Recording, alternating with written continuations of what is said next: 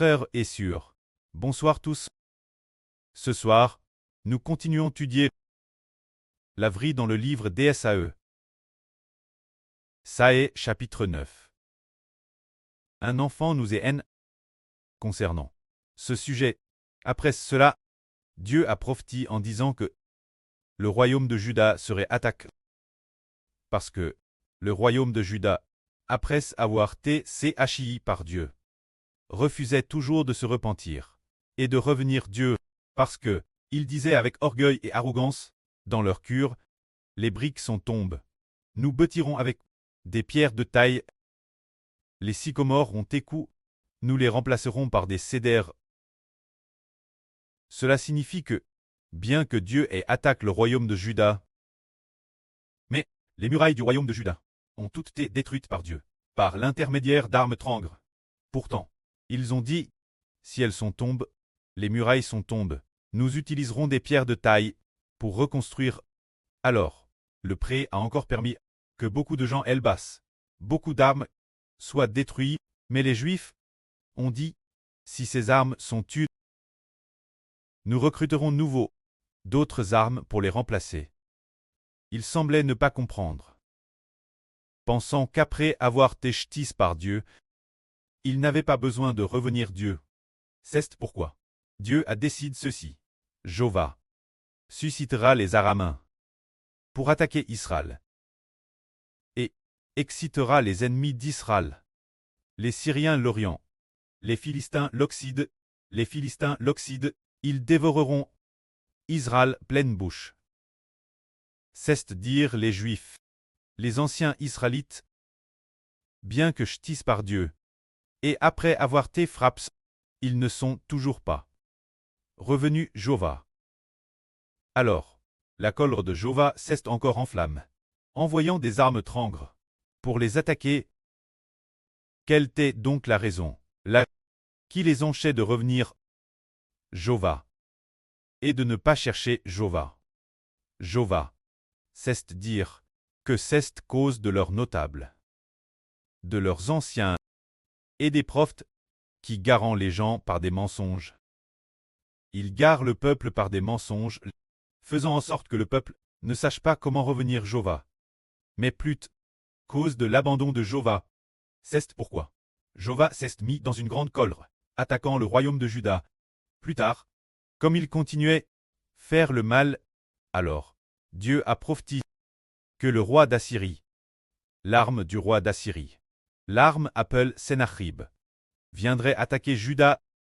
Mais le pré a prophétisé en disant qu'il aiderait le royaume de Juda, parce que, cette époque dans le royaume de Juda, il y avait un bon roi, appelle le roi Zias, d'aider Juda, pour que les Juifs reviennent et se tournent vers Dieu.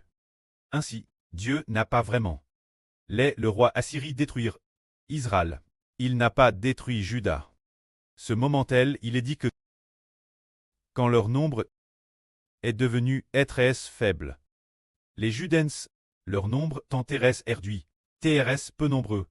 Mais le reste, les rescaps, ceux qui ont fui la guerre, qui ont pu dans la famine, qui ont pu échapper de la peste envoyée par Dieu, ceux qui ont pu en échapper, ces personnes, elles ont une bonne qualité. Comme il est dit ici, en ce jour, le reste d'Israël et de la maison de Jacob. Les rescaps ne s'appuieront plus sur celui qui les frappait, mais s'appuieront avec saint cri sur Jéhovah le Saint d'Israël. Ce reste, se dire le reste de Jacob, reviendra vers le Dieu puissant. Israël, Madame, si ton peuple t'est comme le sable de la mer, seul, un petit nombre, le cœur du reste, pourra revenir, se tourner vers Jéhovah, car la destruction est résolue. La justice débordera comme un fleuve. Le pré cleste Jéhovah a décerté une sentence sévère, qui est de faire tuer une multitude de gens. Alors cette multitude, après serait morte de la peste de la famine. Et dans les guerres, ceux qui ont échappé la peste, la famine et la guerre, ces gens, ceux qui restent, le pré leur donne un cure Repentant, ils voient que leurs ancêtres, pour avoir abandonné Dieu, ont subi une si grande. Après cette destruction, ils comprennent alors qu'il faut revenir, se tourner vers Jéhovah, tout comme aujourd'hui, l'État d'Israël au Moyen-Orient. Si, nous disons aujourd'hui, de les faire revenir, se tourner vers Jéhovah, ils ne reviendraient probablement pas. Car le chemin pour revenir Jéhovah est de croire en Jésus, de croire au Sauveur, pour pouvoir revenir. Mais ils pensent qu'ils n'ont pas besoin de Jésus, pas besoin de salut, pas besoin de rédemption. Ils pensent qu'il leur suffit de se tourner vers Jéhovah en laissant de citer Jésus pour pouvoir retourner auprès de Dieu, jusqu'à ce que dans l'avenir, le pré fasse que durant la grande tribulation, il y ait une période de 3 ans et demi. Oh, la bête discorne! La bête discorne attaquera Jérusalem. Comme le Seigneur Christ l'a prophétisé. Les armes du roi du Nord encercleront Jérusalem. Ce sont des jours de vengeance fixes par Dieu. Mais vengeance contre qui? Contre Jérusalem? Oh, se dire que Dieu va se venger sur les habitants de Jérusalem ont autrefois tué les prophètes de Jéhovah, et Madame ont osé tuer le Fils de Dieu. C'est pourquoi Dieu va faire en sorte que l'arme du roi du Nord entoure Jérusalem et rende Jérusalem déserte. Pas une pierre ne restera sur une autre, peut-être que, sur 10 personnes, une seule pourra échapper, pour ne pas prier. C'est dire que sur 10 personnes, il y en a peut-être 9, qui causent de la guerre ou de la famine, ou de la peste ont été exterminés. Et il n'en reste qu'une seule. Il n'en reste qu'une seule. Il est possible que Dieu permette ce survivant de comprendre et de se retourner, pour se tourner vers le Seigneur Jésus. Ce moment-tel, ils seront sauvés, car le pré dans le livre d'Ésaïe a aussi prophétisé en disant que les Judains, Dieu va les attaquer. Pour que les Judains du pays, Madame Silnen reste qu'un dixime, Dieu continue encore de les attaquer. Ainsi, cela les amène presque, au point de voir leur nation détruite. Après cela, il pourra seulement leur donner un cœur repentant. Ce moment-tel, ils pourront enfin se retourner et sincèrement se tourner vers Jéhovah, tout comme ce que le frère Ashbert vient de dire. Le reste de la maison de Jacob, ceux qui se sont chaps, pourront comprendre et se retourner pour se tourner vers Jéhovah. C'est cela, la merveilleuse volonté que Dieu établit. Dans le livre d'Ésaïe, le chapitre 11 raconte qu'il y a un jeune rameau. C'est dire quand il y aura cela. Quand le royaume de Juda, les Juifs d'aujourd'hui, les Israéliens du Moyen-Orient d'aujourd'hui, quand ils seront détruits, que sur 10 personnes, 9 auront déjà été détruites, et qu'il n'en restera qu'une seule. Ce survivant, le précleste, lui donnera l'occasion de se repentir, pour qu'il puisse se retourner et revenir au Seigneur.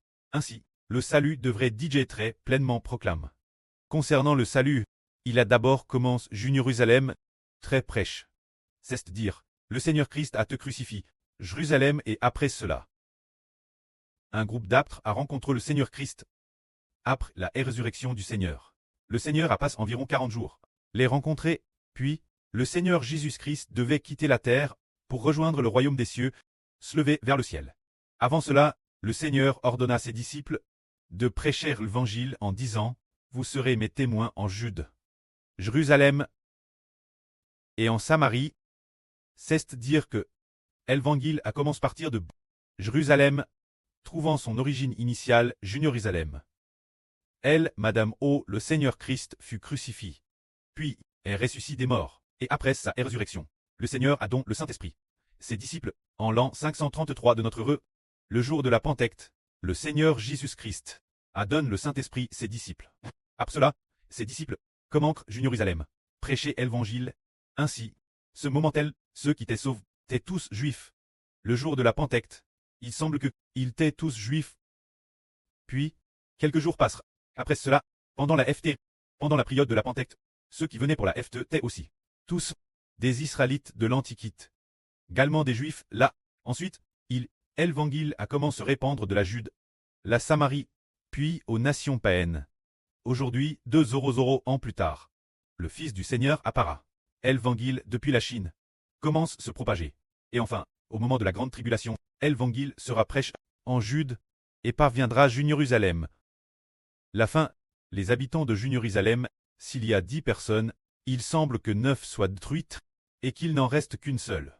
Cette personne restante sera bénie, cette personne, le précleste, donnera l'occasion de se repentir, car elle aura été témoin de ses compatriotes, elle aura vu ses compatriotes dans la peste, dans la famine, et dans la guerre, très détruits, le Messie qu'ils attendaient. Ils ne peuvent plus l'attendre.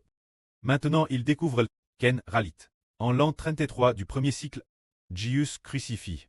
T'es le Rédempteur, t'es le Christ. Ce moment tel, ils se tourneront, et après leur conversion, la prédication de l'évangile sera achevée. Car l'évangile a commencé Jérusalem. Et la fin, il retourne Jérusalem. Ainsi, la prédication de l'évangile sera terminée. Une fois termine, il se produira cet événement.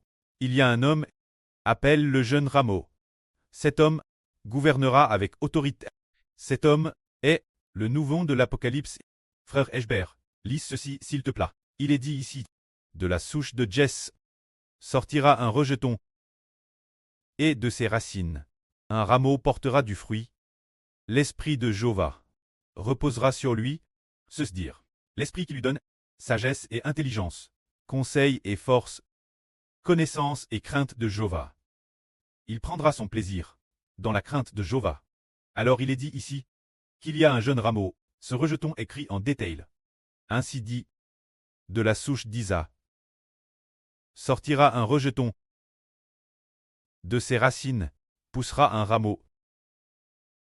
Alors qui est Isa ici? Isa est le pré de David. Ah, et ensuite, Isa ici est le pré de David. Alors Isa il figure. Le précleste Jéhovah symbolise Jéhovah. Notre Dieu, David symbolise le Seigneur Jésus-Christ. Alors il est dit ici, de la souche d'Isa sortira un rejeton. Ce rejeton, c'est le fils du Seigneur Jésus-Christ. Se dire le petit-fils de Jéhovah Dieu.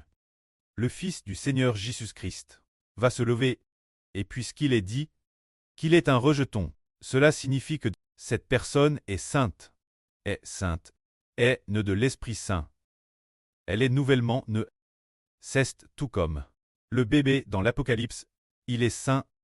Alors, l'Esprit de Jéhovah reposera sur cette personne pour lui donner la sagesse, l'intelligence, le conseil, la force, la crainte de Jéhovah, et la connaissance. Il prendra son plaisir dans la crainte de Jéhovah. Quand ce fils gouvernera et régnera, toutes choses seront en harmonie.